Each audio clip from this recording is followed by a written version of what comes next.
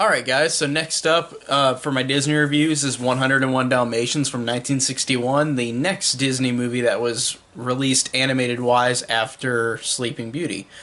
Now, 101 Dalmatians is one I watched as a kid, and it's considered one of the best Disney animated movies by the company. And for me, watching this as an adult, honestly, I feel like this one, I like it, but it's nowhere near one of my favorite Disney movies at all. I liked it as a kid, I enjoyed it, but man, just watching it as an adult, it doesn't stay the same. Like, I don't feel the same way about it, weirdly enough. Like, there's a lot of Disney classics that I feel the same way growing up as, like, watching it as a kid and watching it as an adult.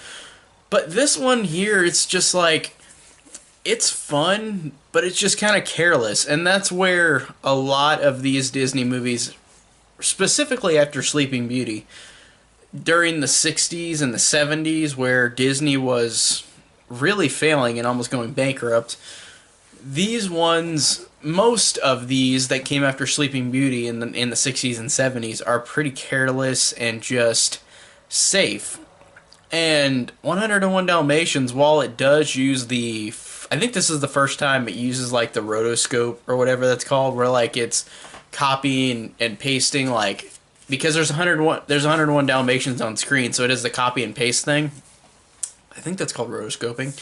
Um, I think I might just have said the dumbest thing in the world, but whatever it is that animation technique they use in this one to have all the puppies on screen is a pretty cool technical achievement.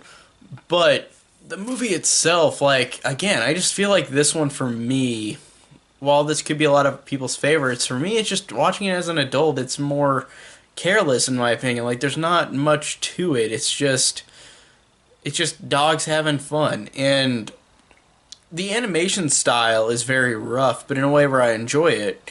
It makes it stand out from the other Disney movies, but I feel like they did that because it was literally close to whenever, I can't remember if Walt Disney died or had almost died whenever this was released. It might have been he might have died in '67. I'm thinking, like, cause I think he was involved with the Jungle Book, and I think he died after. So this one he was involved with and he was alive for. But the animation style in this one is good, but it also feels like it's a lower quality of animation because it's very rough, and it's like they start this trend where after this movie they do a lot of like copy and paste animation, um, like in Sword of the Stone and the Jungle Book. I'll have to explain that whenever I talk about those movies, but it feels like the animation is good, but it's not like top of its game here. I mean, it's fine animation, it is, and it's got a cool technical achievement of using all those puppies on screen. But like it doesn't. I don't know. Like, the animation's weird. It's not bad. It's just fine. It's a fine animation set, but it's not anything like the original ones that came out animation wise.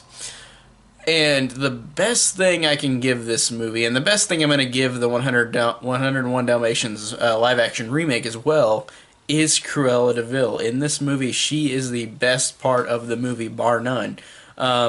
This animated character, Cruella de Vil, is animated so cool, like, or designed so cool, like the way that she looks, the way that she acts. Her name is Cruella de Vil, which is basically just saying devil, cruel devil. And I really thought that she's a cool villain. Like, she's one of the best villains, and I can see why everybody loves this villain. And I think as a kid, she was the most memorable thing to me in this movie, even as a kid. I really like that, and I really love her song, like that Roger sings. Like, that's a really catchy, catchy song, Cruella de Vil. And the movie overall is good. It's just, it is, again, like I keep saying, more careless. It's just like, most of the time it's just dogs having fun, having a fun time, or running away from the villains. But like, there's not as much substance to this one, though. It felt like it was just a lot of cuteness, a lot of cute puppies. But I wish that there was more than that. Like, it's weird. Like, it's just one of those Disney movies that I think I can see why in any way people love it. I can see why any way people don't really love it. I think that it's totally fine and just in the middle in terms of all the Disney movies, animated wise. I feel like it's definitely in the middle. It's not bad, but it's not amazing. It's not anywhere near as good as a lot of the ones that I love, but it's still a solid Disney movie. Just more careless with a really great villain. So 101 Dalmatians on rewatch, I enjoyed, but not as much as I did as a kid, and it really hasn't held up as good for me, but it still is a solid, fun time. It's just not one of my favorites. So tell me down below what you think of the original 1961 101 Dalmatians, and thank you guys so much for watching.